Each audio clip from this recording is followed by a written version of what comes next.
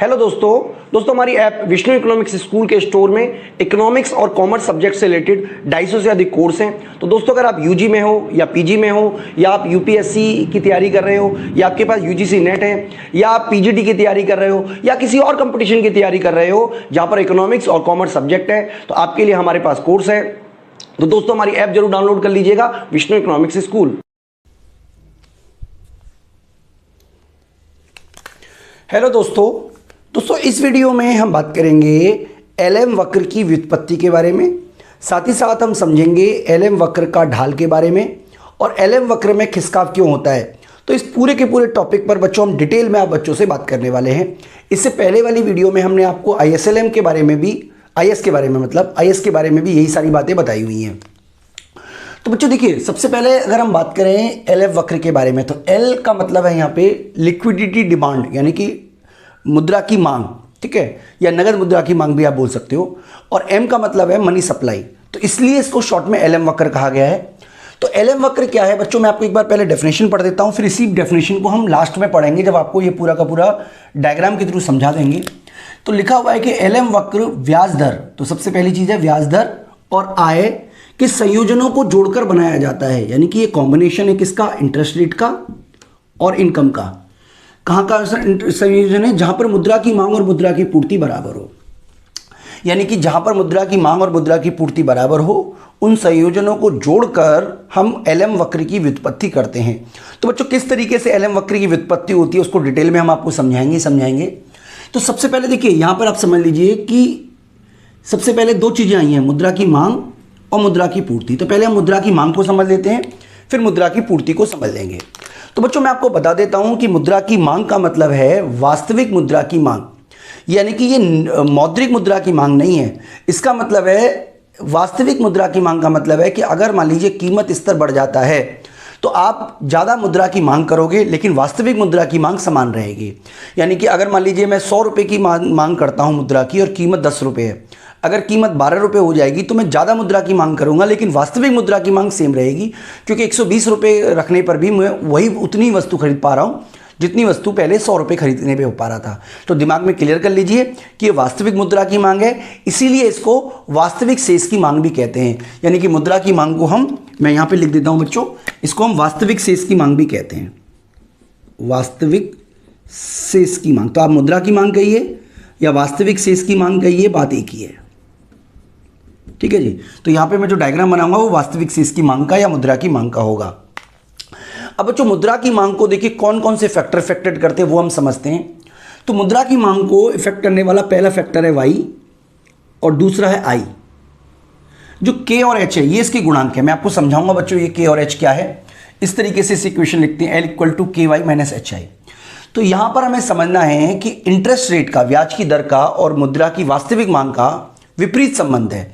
यानी कि अगर ब्याज की दर ऊंची होगी तो मुद्रा को रखने की जो कॉस्ट है वो ज़्यादा आएगी और लोग कम मुद्रा को नगद रखेंगे। यानी कि अगर एच ज़्यादा है, आई ज़्यादा है, ब्याज की दर ज़्यादा है, तो मुद्रा की मांग कम होगी। क्योंकि ब्याज की दर ज़्यादा होने पर मुद्रा की मांग कम है, इसलिए इस तरीके का डायग्राम बनेगा।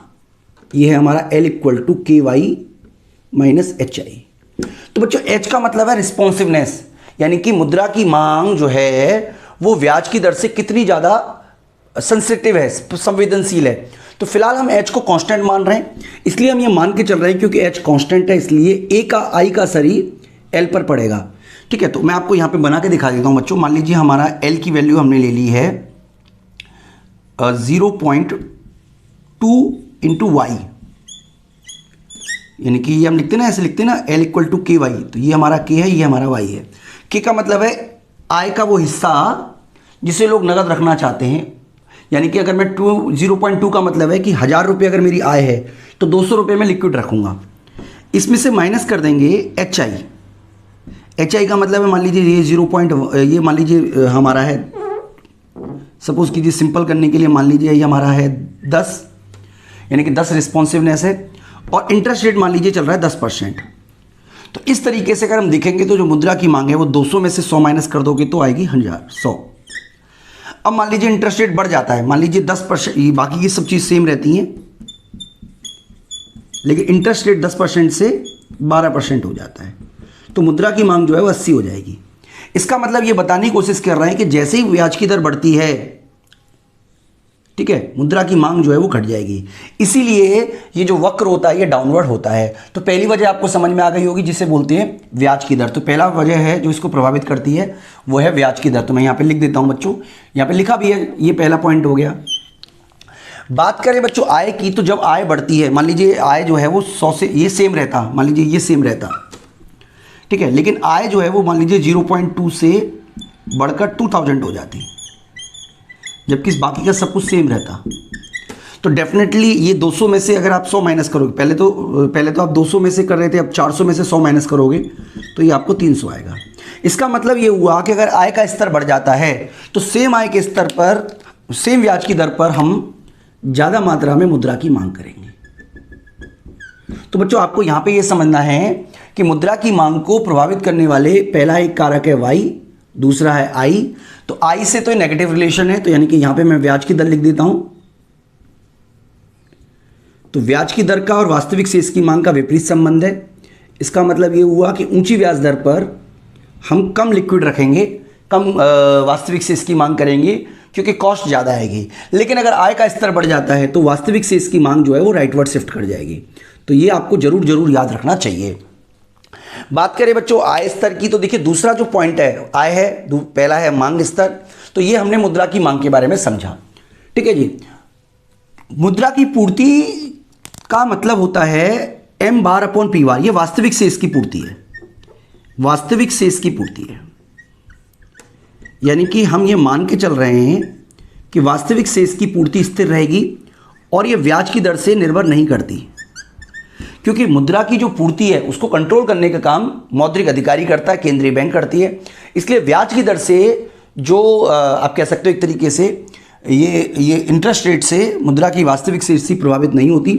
इसलिए जब मुद्रा पूर्ति का वक्र बनाएंगे तो इस तरीके का बनेगा।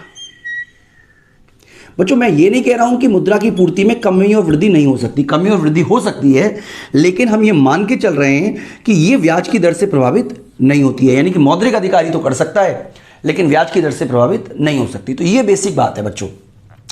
तो यहां पर हमने मुद्रा की मांग समझा, मुद्रा की पूर्ति समझा। अब हम एक बार मौद्रिक संतुलन बना लेते हैं। मान लीजिए ये हमारी मुद्रा की पूर्ति है, ठीक है, m/p। ये मुद्रा की मांग है L, 0 बोल देते हैं इसको। ये संतुलन स्तर है, यानी कि मुद्रा का संतुलन, मौद्रिक बाजार, ये मौद्रिक बाजार है, मौद्रिक बाजार, मुद्रा बाजार बोलो आप इसे, मनी मार्केट बोल सकते हो आप इसको। ये मुद्रा बाजार है। मुद्रा बाजार में संतुलन कब हो रहा है? जब मुद्रा की मांग और मुद्रा की पूर्ति बराबर है, यानी कि ये ब्याज दर देखिए डिसाइड हो गई I0। हम ये मान लेते हैं कि ये ब्याज की दर जो है वो I0 है और इस स्थिति में अर्थव्यवस्था में जो आय का स्तर था मान लीजिए Y0 है, ठीक है जी। मैं ये मिटा देता हूं। ओके, अब आप ध्यान से समझिएगा कि अगर आय का स्तर बढ़ जाए, Y0 से बढ़ जाए, आय का स्तर बढ़ने से सीधा असर इस L पर होगा, यानी कि जो मुद्रा की मांग है वो भी बढ़ेगा, क्योंकि मुद्रा की मांग बढ़ रही है और मुद्रा की पूर्ति कांस्टेंट है, इसलिए इंटरेस्ट रेट भी बढ़ जाएगा। इसका मतलब यह हुआ कि ऊंचे आय के स्तर पर आपको ऊंचा इंटरेस्ट रेट मिलेगा। इसी तरीके से अगर आय का स्तर घट जाता है तो जो L है ये भी घटेगा और आपका जो ब्याज की दर है वो नीची हो जाएगी। इसका मतलब नीची ब्याज दर के स्तर पर आपको नीचा आय का स्तर मिलेगा। मैं डायग्राम के थ्रू समझा देता हूं बच्चों, आपको ज़्यादा अच्छा रहेगा। मान लीजिए आय का स्तर Y0 से बढ़कर Y1 हो गया, मान लीजिए। तो जैसे आय का स्तर बढ़ता है ये जो मुद्रा की मांग है ये भी बढ़ जाएगी, क्योंकि हम जान चुके हैं, पढ़ चुके हैं कि ऊंची आय पर हम मुद्रा की मांग जो है वो ज़्यादा करेंगे। और अब ये संतुलन स्तर E0 से हटकर E1 हो जाएगा, यानी कि ये हमारा I1 हो गया, इंटरेस्ट रेट बढ़ गया, यानी कि ये हमारा क्या है 2 पॉइंट है, इसके बाद ये हमारा 3 हो गया। इसका मतलब बच्चों ये हुआ कि हम अब ऊंचा इंटरेस्ट रेट हमें मिलेगा, क्योंकि हमें इंटरेस्ट रेट और आय की कॉम्बिनेशन को जोड़ना है। तो यहां पर आपको देखिए, अब आप चाहें तो इसी में आप बना सकते हो, चाहो तो एक और ड्रॉ कर सकते हो, यानी कि ये हमारा जो कॉम्बिनेशन है ए मान लेते हैं, ये बी मान लेते हैं, इसको जोड़कर इन कॉम्बिनेशन को जोड़कर जो वक्र बनेगा उसको बोल देंगे LM। यानी कि यहां पर आप देखिए इस ए पॉइंट पर मनी डिमांड और मनी सप्लाई बराबर है, क्योंकि ये देखिए बराबर है, और इस लेवल पे भी मनी डिमांड और मनी सप्लाई बराबर है। यानी कि हम डेफिनेशन में हमने क्या बोला कि LM वक्र ब्याज दर और आय के उन संयोजनों को जोड़कर बनाया जाता है। ब्याज दर और आय के संयोजनों को जोड़कर बनाया जाता है, ब्याज दर और आय के कॉम्बिनेशन को जोड़कर बनाया जाता है, जहां पर मुद्रा की मांग और मुद्रा की पूर्ति बराबर बराबर है। यानी कि इस स्थिति में भी मुद्रा की मांग मुद्रा की पूर्ति बराबर है, इस स्थिति में भी मुद्रा की मांग मुद्रा की पूर्ति बराबर है। नीचे लिख देते हैं बच्चों वास्तविक आय, या आप आय लिख दीजिए, उत्पादन लिख दीजिए, ठीक है। इस तरफ आएगा वास्तविक शेष की मांग, वास्तविक शेष, ठीक है जी। ऊपर आ जाएगा ब्याज की दर। तो बच्चों ये बताने की कोशिश की जा रही है कि जैसे आय का स्तर बढ़ा, आय का स्तर बढ़ने से मुद्रा की मांग बढ़ी, मुद्रा की मांग बढ़ने से ब्याज की दर बढ़ी, क्योंकि ब्याज की दर बढ़ चुकी है ऊंचे आय स्तर पर, तो इनको जोड़ने से हमें LM वक्र प्राप्त होगा। इसी तरीके से आप नीचे वाला भी बना सकते हो कि मान लीजिए आय का स्तर घट के Y1 हो गया, सॉरी Y2 हो गया, तो Y2 होने से जो मुद्रा की मांग का स्तर है ये घट जाएगा।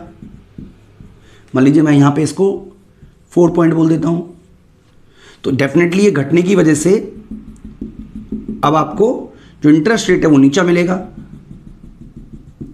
ठीक है जी। नीचा इंटरेस्ट रेट मिलेगा जिसको कि हमने E2 बोल दिया है, और क्योंकि नीचा इंटरेस्ट रेट मिल रहा है तो ये हमारा पॉइंट C हो गया। तो बच्चों इस तरीके से LM की व्युत्पत्ति होती है, और मैं उम्मीद करता हूं कि आपको कंसेप्ट समझ में आ गया होगा। अभी हम आगे बच्चों बात करेंगे, मतलब नेक्स्ट वीडियो बना देंगे जिसमें हम आपको LM का स्लोप किन कौन कौन से कारकों से प्रभावित होता है, साथ ही साथ हम आपको समझा देंगे कि LM वक्र दाईं ओर क्यों खिसकता है या बाईं ओर क्यों खिसकता है, उसके कारण भी हम आपको बता देंगे।